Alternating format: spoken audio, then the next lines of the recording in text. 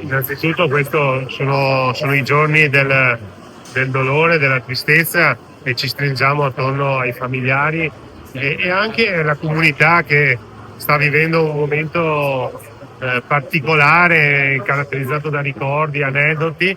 Dopodiché troveremo certamente il modo giusto per ricordare un grande sindaco della Cina di Treviso e un grande uomo.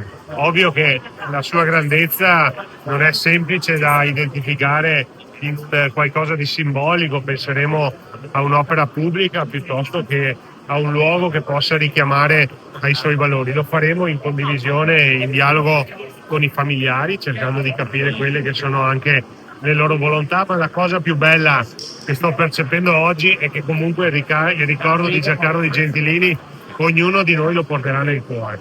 Quindi questo è il modo più importante, più bello per celebrare un grande uomo, un grande padre, un grande sindaco, un grande alpino.